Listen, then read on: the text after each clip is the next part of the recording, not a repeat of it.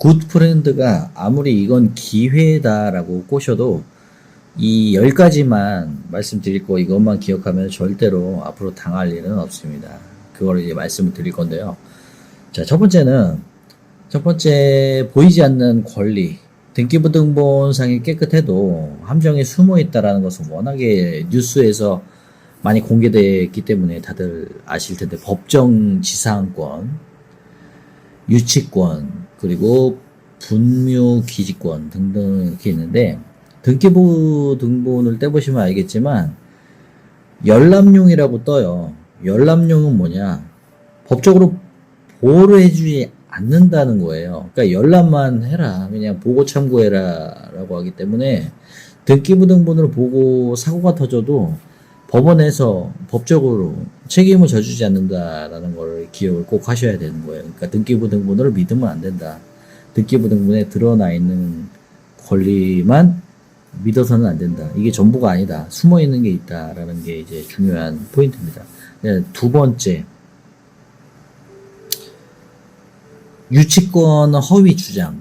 사실 경매에서도 거의 이제 최종 마지막 단계가 이제 유치권인데, 유치권은 이제 상당히 어렵습니다. 뭐 이론적으로 빠삭한 거야. 뭐 공부 잘하는 사람들, 암기 잘하는 사람들, 뭐 그런 사람들이 이론적으로 아무 의미 없습니다. 이거는 실질적으로 현장 외에서 담합을 속이려고 작정을 하기 위해서 그냥 사기의 끝판왕.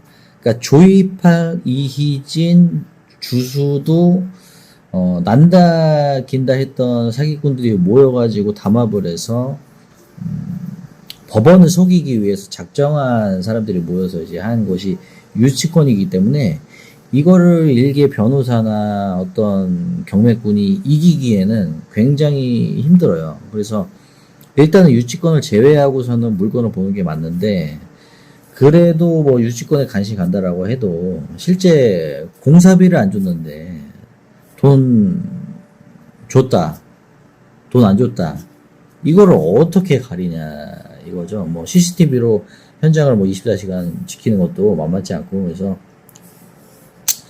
유치권은 일단은 손을 떼고 보는 게 맞아요. 손을 떼고 보는 게 맞고, 유치권은 손을 대서 내가 허위 유치권을 뒤집어서 내가 이 매물에 대해서 싸게 먹었다. 그거는 운에 가깝다라고 하는 거예요. 그냥 주식으로 치면은 어떤 종목 하나 샀는데 다음날 상한가 같다. 그거랑 똑같다고 보시면 돼요. 거의 대동소이하다. 운의 영역이다. 그렇게 보시면 되고, 그 다음에 이제 세 번째는 뭐냐면은 이제 선순위 임차인 보증금에 대해서가 이제 가장 자주 빈번하게 발생하는 그런 것들인데, 선순위 세입자 보증금은 낙찰자가 그대로 인수를 하죠. 선순위이기 때문에 뭐 금액은 수천에서 수억이 될 수 있는 거고, 지역 뭐 급지에 따라서 틀리는 거고, 건물에 따라 틀리는 건데, 이걸 확인을 꼭 하셔야 되는 부분육이에요. 그 다음에는 이제 지분경매. 지분경매는 n분의 1이라는 소유권에 대해서 일부만 받는 건데, 굿프렌드는 뭐야, 이 지분도 안 줬어요. 공동 투자한 사람들한테 참 나쁜 놈이죠.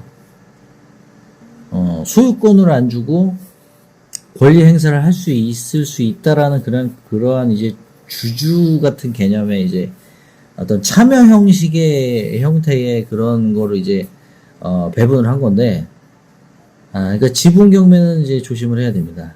지분 경매 이제 그 지인들한테도 이제 전화 올 수도 있고, 갑자기 기억이 안 나네. 기획부동산에서 이제 하는 게 고객님들한테 무작위로 전화를 해서 평택에, 가평에, 강원도에 뭐 땅이 이제 개발 호재가 이렇게 있는데 지금 사면 10배 뛰기 한다 라는 식의 이제 굿프렌드 식의 이제 사기를 치는 건데, 그 전화하는 사람들도 부동산을 잘 모르고 그냥 전화를 하는 거예요. 그냥 대본을 스크립트를 받고 그 윗선에서 주는 그 수당이나 그런 것들을 커미션 그런 것들에 혹해서 이제 하는 거고 자기 주변 사람들한테 전화를 해서 땅 사라부터 해서 자기도 사요. 자기도 가스라이팅이 돼갖고 이런 측면들을 봤을 때 이제 지분 경매를 조심을 해라. 아니 그냥 유치권, 지분 경매 손 떼고 접근을 하시라라는 말씀 드리고 그 다음에 이제 다섯 번째는 이제 무허가 불법 건축물인데 이제 위에 앞서 말씀드렸던 물건들에 비해서 상대적으로 그래도 조금 덜 리스크한데 그래도